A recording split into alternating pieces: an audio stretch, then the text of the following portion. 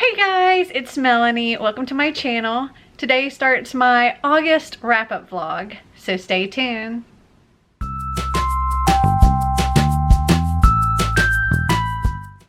So it is August 3rd and I've completed my first book. It was an audiobook and it was relatively short, but I completed The Sea Monsters, or the Sea of Monsters by Rick Riordan. It's the second book in the Percy Jackson series.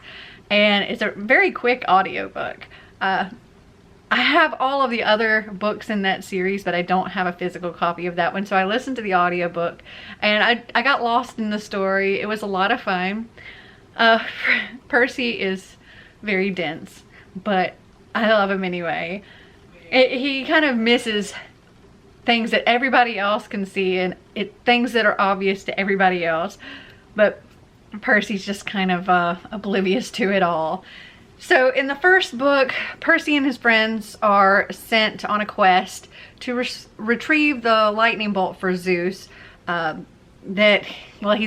being accused of stealing for his father, which is Poseidon, the sea god, and bring it back to Olympus to return to Zeus. And in the second one, it's time for them all to go back to Camp Half-Blood. Percy is half human, half god. He's a demigod. And when he goes back to the camp, there's something wrong there.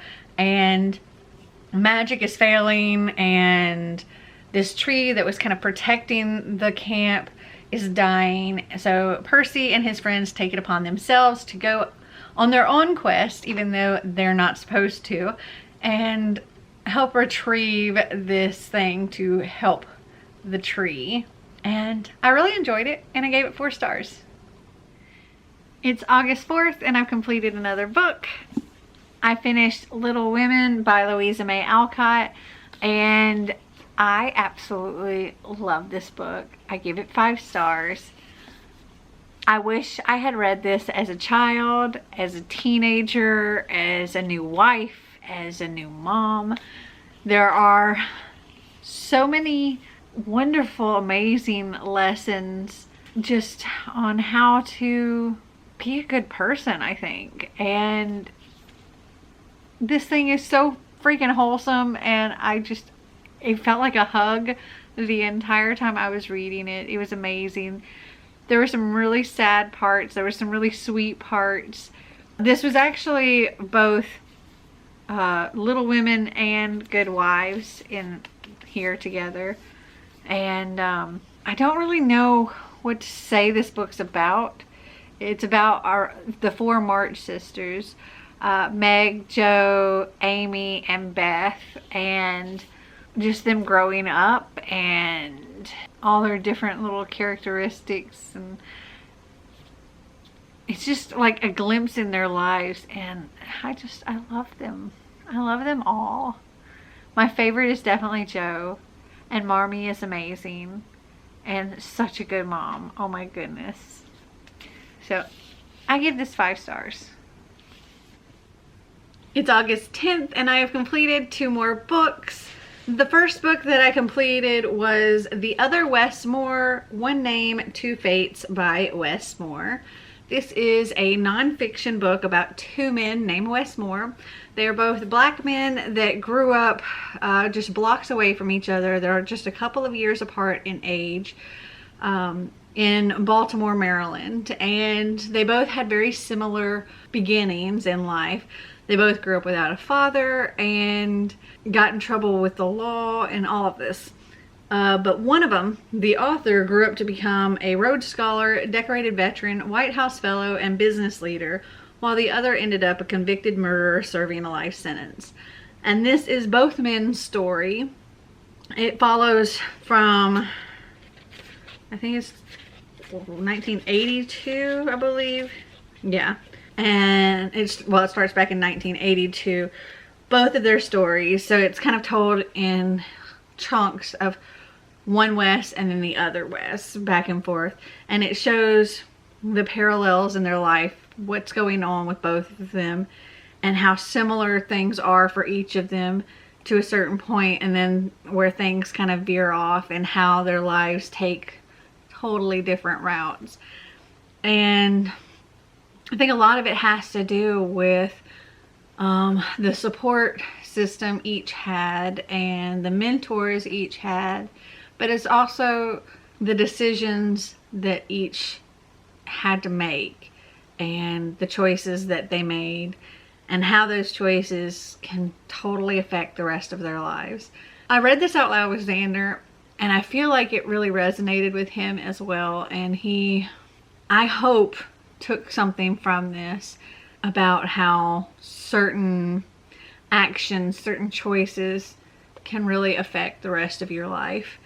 And I give this 5 stars. And then Marty and I finished listening to the audiobook of A Simple Favor by Darcy Bell. This is about 2 women who, they're like mom friends. Their sons are like 5 or 6 years old. They go to the school together. They're best friends. And these moms have become mom friends. And Stephanie is a widow, a mom blogger, whereas Emily is sort of like a high class lady in like the fashion industry. I think she works for a fashion magazine, and they do lots of little favors for each other, like picking up the other one's kid after school, or keeping them when the other one has to do something, things like that. And one day Emily asked Stephanie if her son Nikki can go home with her after school, because she has something she has to do for work, and that she'll pick Nikki up by 9 o'clock. 9 o'clock comes and goes, and Emily doesn't show up, and she doesn't call throughout the day and check on, or text and check on Nikki like she normally would do. And that was kind of concerning for Stephanie, but even more so when Emily doesn't show up. That day comes and goes, the next day rolls around, and there's still no word from Emily. So Stephanie starts kind of freaking out and going, something is wrong, something has happened. She wouldn't go this long without contacting me. So she ends up contacting Emily's work and finds out that Emily was off doing something. She was going to be away for some days. And so Stephanie's like, okay, maybe she just misunderstood something. Gives it a little while, but still doesn't get any word, and she's really panicked, and she knows that there's something wrong. She finally contacts Emily's husband, who is out of the country for business, and he says that Emily has gone away for a few days for business or something, and not to worry.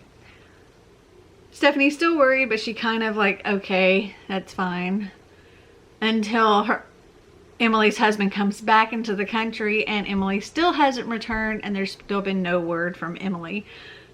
So now they get the police involved and all of that, and Stephanie is just really concerned for her friend. And that's really all I can say without spoilers, but I give this 4 stars. I really enjoyed it. So it is Friday, August 14th, and I've completed 2 more books. So on Wednesday the 12th, I completed Storm and Fury by Jennifer L. Armentrout, and then yesterday on the 13th, I finished Rage and Ruin. These books are amazing. This was a reread for Storm and Fury, and I believe the first time I read it, I gave it 5 stars. This time I read it, I gave it 5 stars, and I also gave Rage and Ruin 5 stars. This follows a girl named Trinity who lives with a group of wardens, and wardens are shape-shifting gargoyles, and they are meant to like protect the world from demons. Trinity is what everybody thinks is just a human girl, but really she's something different. She's not just human, and she also has the ability to see ghosts and spirits. And there's also like this whole aspect of she's gradually losing her eyesight, and I forget what it's called, but this condition that she has, Jennifer L. Armentrout also has, and that was very moving for me to read. And these are so freaking good. If you're fans of the Mortal Instruments, you would definitely like this. There's Nephilim in here as well. There's a lot of angels and demons, and half angel, half demon, or half angel, half human, half demon, half human. There's just, it's, yeah. And also, if you're fans of like Buffy, I think you'll like this. There's a lot of Buffy references in Rage and Ruin, as well as a Hellmouth. So yeah, 5 stars. They're both fantastic. So it is Sunday, August 16th, and I have completed 4 more books. Yeah, I spent a lot of time reading last night and all day reading today, and it was fabulous, and I got a lot done. So I completed Small World by Tabitha King. I give this one 3.75. It was interesting. It follows several different characters. We have Roger Tinker, who is sort of like a mad scientist, and he's created an invention that allows him to shrink things. Then we have Dorothy Douglas, who is an ex-president's daughter. She kind of grew up in the White House and is kind of obsessed with it in a way. She was given this White House as a child growing up and didn't really appreciate it then, but now as an adult, she's obsessed with it, and she's hired her daughter-in-law to help her furnish it and, you know, make it this perfect place, make the White House the way that she would want the White House. And she's kind of a tyrant boss. And her daughter-in-law, Lucy, well, she married Dorothy's son, but then Dorothy's son ended up passing away, and now the only tie that Lucy has with Dorothy, other than this dollhouse, is her grandchildren, or Dorothy's grandchildren, Lucy's children.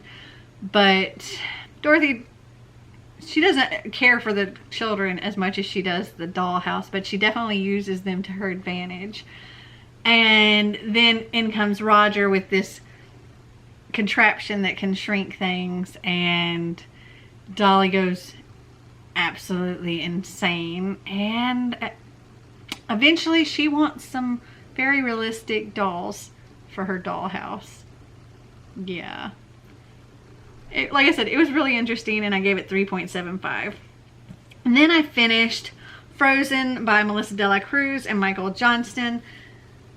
This follows a girl named Nat who works as a blackjack dealer in New Vegas, but wants to escape because the world is frozen, and she's always heard of this place called the Blue, where the sun still shines and nothing's frozen and it's warm and it's just paradise. And she wants more than anything to go there. Also because when the world froze over, certain people were born with certain special abilities, but they were all marked, and they all have some kind of standout feature, like only people with blonde hair, like anybody with blonde hair is a Selkie. They have a special ability that allows them to control something. If you have blue eyes, you have the ability to control minds, things like that. These people are hunted and executed just because they have these powers. And Nat is one of those, and she tries to hide the fact that she has these powers and that she's marked. She's marked in a place that is easy to cover up, and she wears lenses to cover her eye color. And she comes across this map that supposedly leads to this fabled Blue, and she hires a couple of runners to help her get there, essentially like pirates to get her there. And the captain, she is playing him and he is playing her, and they end up playing each other, and it's fabulous. And this is just their journey getting to the Blue, and I really enjoyed it, and I'm looking forward to reading more of this series. I give this one a 3.75. And then I read Muslim Girl, A Coming of Age by Amani Al-Khataba. I know I said that wrong, but this is amazing.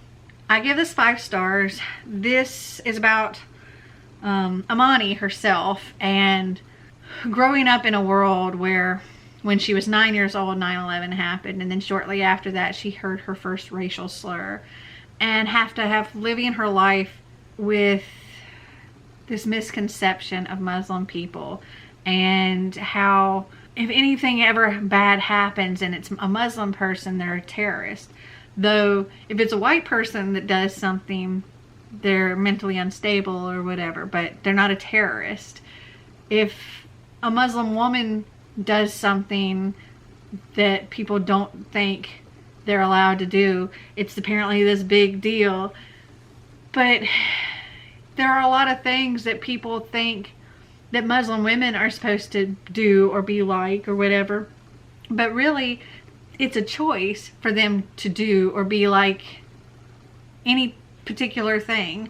And when Imani was in high school, she was trying, or no, when she was in middle school, she was trying to find information looking into certain things about Muslim women.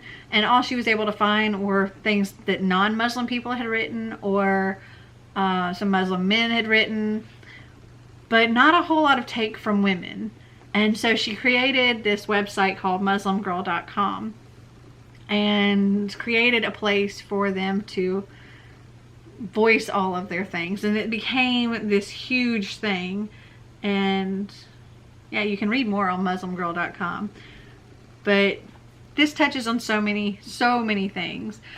So there's racism, there's Islamophobia, there's feminism, there's dealing with her weight because she was a plus size girl, dealing with colorism.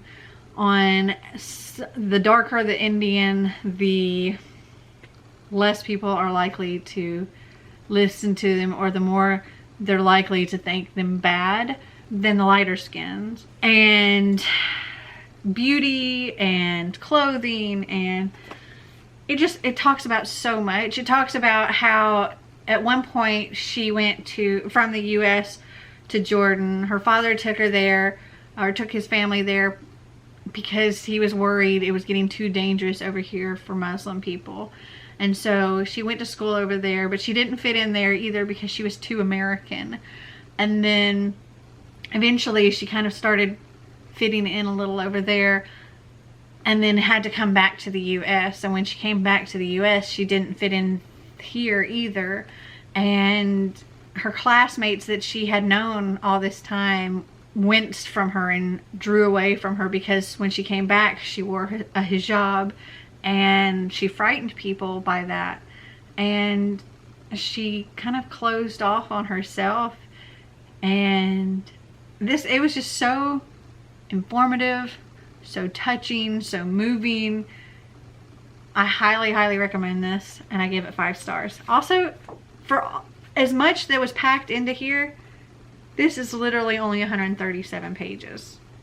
So I really recommend this. Next up, I finished Back to the Future: Tales from the Time Train. This is a graphic novel, and it's amazing. I love this entire series so much. So the whole graphic novel series, like all of these Back to the Future ones, are kind of like, they don't veer from the Back to the Future movies. They fill in blanks. So this one, it takes place after Back to the Future 3. So at the end of Back to the Future 3, you get Doc Brown and Clara and their sons, Jules and Vern. They stop to see Marty and Jennifer, and they're in their time train, and they're getting ready to go on their adventures. That's where the movie leaves off. And this shows where they go for their first adventure. And well, essentially, I guess you could say where they go for their first 2 adventures. But the first one's way in the future and not for very long.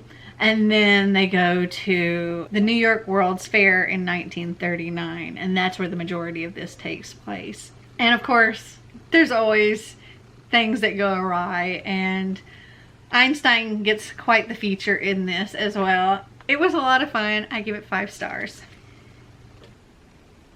So it is Tuesday, August 18th, and I've completed another book. I completed listening to the audiobook of Girl Serpentthorne by Melissa Baxterdoust on Scribd, and I really enjoyed it. I give it 4 stars. If you are a fan of like fairy tales or mythology or folklore, I think you're going to enjoy this. It's based around mostly Persian folklore and mythology, and it follows a girl who pretty much from birth, she's been cursed to be poisonous to the touch. So she's never been able to touch anybody. Nobody's ever been able to touch her. And she's never been able to be like held by her mother or anything like that. And she grew up very isolated, very lonely, kind of hidden away, a dark secret of the family. And her twin brother is actually destined to rule. He is like the Shah, and yeah, he's about to become the next ruler of their kingdom or whatever. And she's so tired of this curse and so lonely and just wants to do whatever she can, and she sets out to find a way to break this curse. And there are some dire consequences that go along with that. It was really good. I really enjoyed it. I listened to the author's note at the end, and she talks about all of the different folklore and stuff that went into this. But also, when I was listening to it, there were parts that made me think about like Beauty and the Beast. And she also mentioned other fairy tales like Sleeping Beauty. And there was one other one that she took things from as well for this story, which explains very much why I liked it, because I do love like all the different fairy tale retellings and things like that, and really just fairy tale vibes in general. I like that in a story, and I did very much get this from that, and I really enjoyed it, and I give it 4 stars. So it is Sunday, August 23rd, and I've completed 3 more books, or I guess you could say I completed them. Well, on Friday the 21st, I was continuing with Nameless, A Tale of Beauty and Madness by Lily St. Croix, and I've once again DNF'd this book. I'm just gonna give this 1 star. I'm not a fan. I got close to halfway through it, and it's just, this is not a book for me. Okay, I love fairy tale retellings, like love them. And that's what this is. It's a Snow White retelling, but instead of like cute little dwarves, we have vampires. Like the dwarfs characters, they're actually vampires. So they're this family, and they're like mafia kind of vampires. I don't know. It's weird. I just really didn't like it. So I'm gonna give this 1 star. Now, Sleepy Hollow and Other Short Stories by Washington Irving. This is a little short thing, though it's very densely packed. There are 6 stories in here. So there's like 2 that I DNF'd. There's 2 that I give 3 stars, and there were 2 that I give 4 stars. So overall, I'm giving this like 3 stars flat. The stories we had in here, we have The Legend of Sleepy Hollow, Rip Van Winkle, The Spectre Bridegroom, the Devil and Tom Walker, The Pride of the Village, and Old Christmas. The 2 that I gave 4 stars were The Spectre Bridegroom and The Devil and Tom Walker.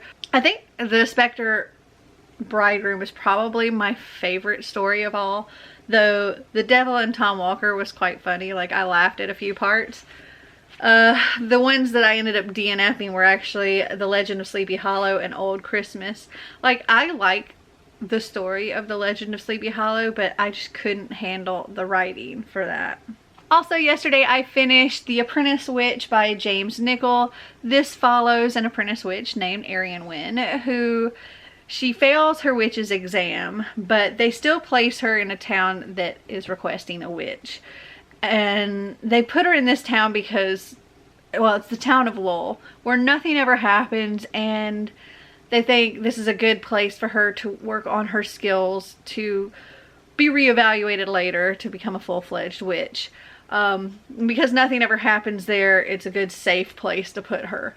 But things happen. Lots and lots of things happen, and she really has to work her skills there. And to top it all off, her like arch nemesis from the witch's school or whatever, Gemma, shows up and makes things even more complicated. It was a lot of fun, and I give it 3.5 stars. So it is Monday, August 24th, and I completed 2 more books yesterday. First, I completed Gracelane by Kristen Kishore, and this was a buddy read I was doing with my little Twitter group.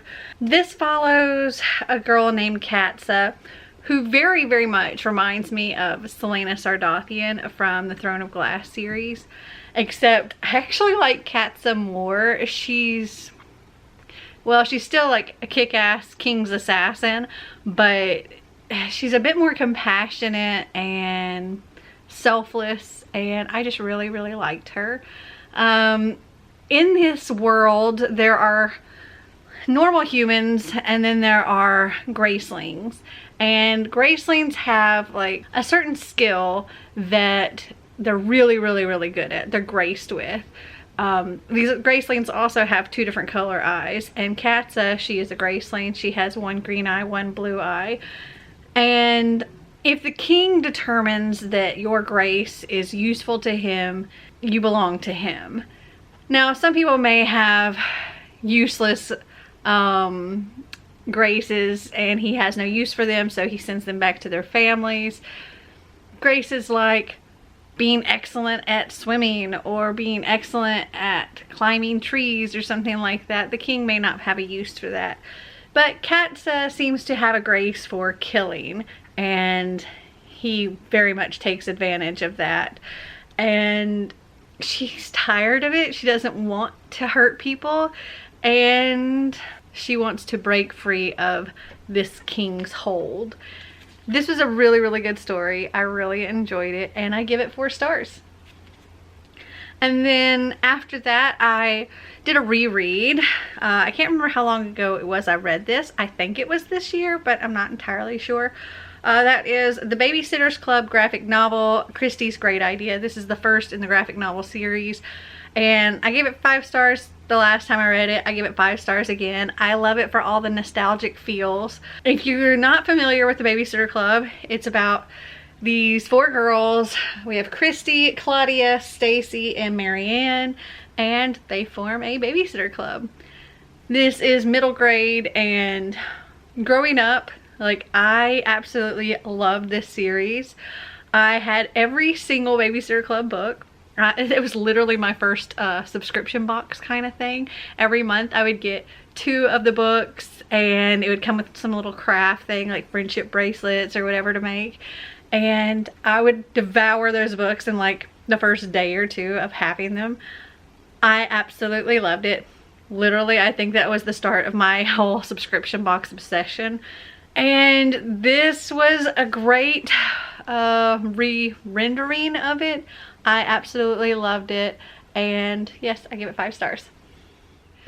So it is Saturday, August 29th, and I've completed 1 more book. I completed Queen of Shadows by Sarah J. Maas. This is like the 4th book, I believe, in the Throne of Glass series, so I can't really tell you anything much about this, but I can say the first part of it, I really had a hard time getting into. I was kind of like, meh.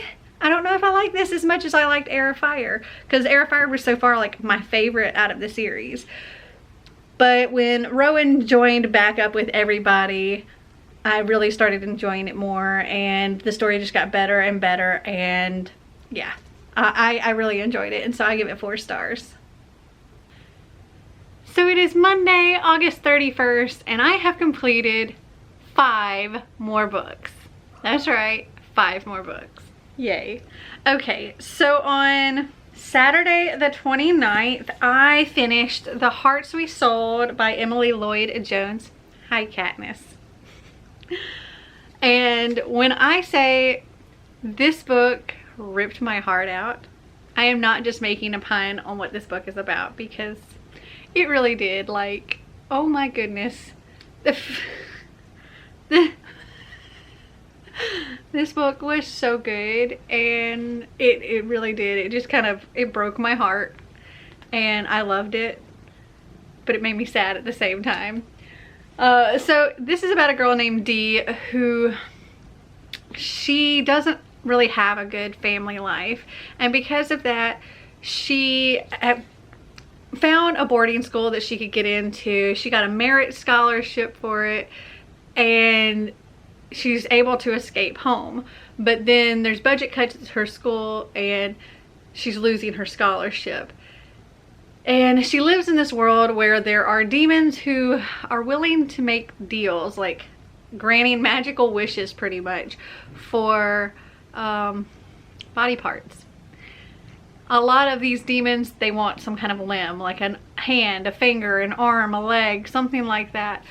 But Dee finds a demon that will give her all the money she needs for school and then some, but he wants her heart. And he's leasing her heart for 2 years, and during that time she doesn't age, nothing happens. She's kind of like in a stasis, but she can still like walk and talk and do everything. It's just there's no heart beating in her chest. Also during those 2 years, this demon, well, she has to do his bidding, and she's not the only heartless. And their job is to go into these voids, which are like these wormhole type things, and destroy them. And the demon uses the heartless to do this because anything living gets kicked out of this void. So only heartless things can go into it and stop it.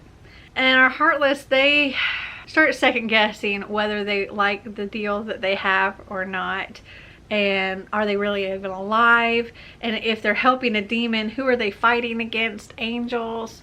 And there's a lot of like inner turmoil and stuff, and also the things that are doing is very dangerous. And also, if you like fairy tales, like dark fairy tales, you'll be a fan of this. I loved it, and I think I would give this 5 stars. I really enjoyed it. So Xander and I completed A Werewolf in Riverdale by Caleb Roehrig, and this is based on the Archie horror comics, where Jughead is a werewolf and Betty Cooper, she's a werewolf hunter. And I was reading this with Xander. We both enjoyed it. I really like Caleb Roehrig's writing. He's such a great storyteller. Werewolf stories aren't necessarily my thing, but the story was still good. I personally would give it a 3.5. Xander says he would give it a 4, so I'm going to say a 3.75 for this. I also finished my buddy read of Legend by Marie Lu. This is in a futuristic world where the United States of America is no longer the United States of America. It's split into 2 parts. We have the colonies and we have the Republic of America. And the Republic also doesn't want anyone knowing there ever was a United States of America, that everybody was once combined. And there's also these plagues going around that seem to be targeting mostly the poor people. And then we have our 2 main characters. We have Day and June. Day is like this notorious rebel. He does a lot of things to disrupt stuff for the Republic. And then his youngest brother ends up with this plague. So Day goes into a hospital to try to steal some plague medicine to help his brother. And he's almost caught. And there is a chase that's ensued, and Day ends up throwing one of his knives at n.e.w.t.s, one of the rebel officers, or one of the Republic's officers, and hits him, he believes, in the shoulder. But then later it turns out that n.e.w.t.s is actually dead. And n.e.w.t.s is June's brother. She is our other perspective. June is like this prodigy where they complete these trials, and she is the only person in history to ever scored a perfect score on our trials. And so she's fast-tracked through high school, fast-tracked through college. She's now like 15 or 16 years old and finishing up college, and is about to become like a high-ranking military officer. And she's put on Day's case to find Day and have him arrested for the murder of her brother as well as other crimes, and he's to be executed. But when June meets Day, she finds it really hard to wrap her mind around this boy that she knows and somebody who could possibly kill her brother, and things are not as they seem in the Republic. I give this 4 stars. And then I read today Black Mage by Daniel Barnes and DJ Kirkland. And this is about an all-white magic school called St. Ivory Academy. And they have taken in their very first black mage. And this place and most of the people in it are over the top racist. The whole school is like founded by the KKK, and this is the headmaster of the school. Yeah. Also, it starts out with this in the South, 1852, the KKK fighting Harriet Tubman and Frederick Douglass, and John Henry comes in to save the day. That's like the first page and a half, or first 4 pages. There was some good points made in here, and it really represents like black characters in fantasy settings. Like our main character, his name is Tom Token, and yeah, I enjoyed it. I would give it 3 stars. Okay, so these, oh, if I can lift them all,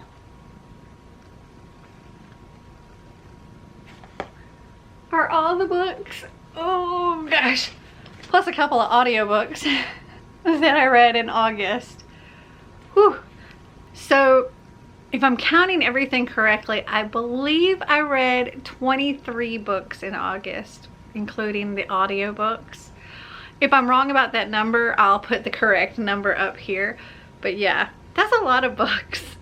And September is gonna be just as crazy. So wish me luck. So have you guys read any of these books? Did you like them? Did you not? Comment down below and let me know. Well, I hope you enjoyed this video. If you did, give me a big thumbs up. If you'd like to see more videos like this, click that subscribe button down below. And until next time, remember to always be completely you. Bye!